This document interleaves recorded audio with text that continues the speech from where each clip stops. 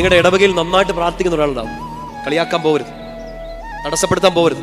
വലിയ അപകടമാണ്. ഈശോയ്ക്ക് വേണ്ടി ഇറങ്ങാൻ തയ്യാറായിരിക്കുന്ന ഒരു മകൻ, മകൾ, നിങ്ങളുടെ ജീവിത പങ്കാളി അവിടെ ഉണ്ട്. പക്ഷെ നിങ്ങൾ തടസ്സം നിൽക്കുകയാണെങ്കിൽ വലിയൊരു അപകടമാണ്. നിങ്ങൾ ആത്മീയ വഴി ഒരെണ്ണം അടച്ചാൽ കർത്താവ് ഒരു 10 ഭൗതിക വഴി അടച്ചു കളയും. അതാണ് കർത്താവ്. അതുകൊണ്ട് ആത്മീയ ശുശ്രൂഷയ്ക്ക് വേണ്ടി ഇറങ്ങിയിരിക്കുന്ന ഒരാളെയും തടസ്സപ്പെടുത്താതിരിക്കാൻ ശ്രദ്ധിച്ചുകൊള്ളുവിൻ.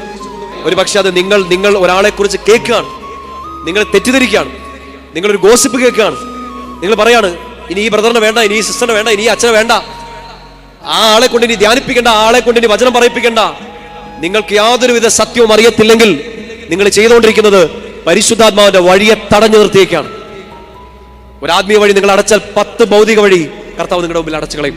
അതുകൊണ്ട് അറിഞ്ഞുകൊണ്ടോ അറിയാതെയോ ചിന്തയിലോ വാക്കിലോ പ്രവൃത്തിയിലൂടെ എവിടെയെങ്കിലും വെച്ച് ഒരു ആത്മീയ വഴികളിൽ ആരുടെയെങ്കിലും വഴി തടസ്സപ്പെടുത്തിയിട്ടുണ്ടെങ്കിൽ I tell you in the immediate future make a good confession. നിങ്ങൾ ഒരുപക്ഷെ കുമ്പസാരത്തിൽ ഒരിക്കലും പറയാൻ തോന്നിയിട്ടില്ലാത്തൊരു കാര്യമായിരിക്കാം. എവിടെയെങ്കിലും വെച്ച് ഒരാളുടെ ആത്മീയ വഴിയെ ഞാൻ തടസ്സപ്പെടുത്തിയിട്ടുണ്ടെങ്കിൽ വലിയൊരു അപകടമാണ്, വലിയ അപകടമാണ്. നിങ്ങൾക്കറിയത്തില്ലാത്തൊരു കാര്യം നിങ്ങൾ ഷെയർ ചെയ്ത വഴി ആ ആൾ ചെന്നെത്തേണ്ട സ്ഥലത്ത് അയാൾക്കെത്തി അയാളിലൂടെ വചനം കേട്ട് മാനസാന്തരപ്പെടേണ്ട ഒരു 10 പേർക്ക് ആത്മീയ വഴി നിങ്ങൾ അടച്ചു കളഞ്ഞെങ്കിൽ അതിനുത്തരം പറഞ്ഞിട്ട് കർത്താവ് നിനക്ക് ഭൗതിക വഴി തുറന്നു തരത്തുള്ളൂ.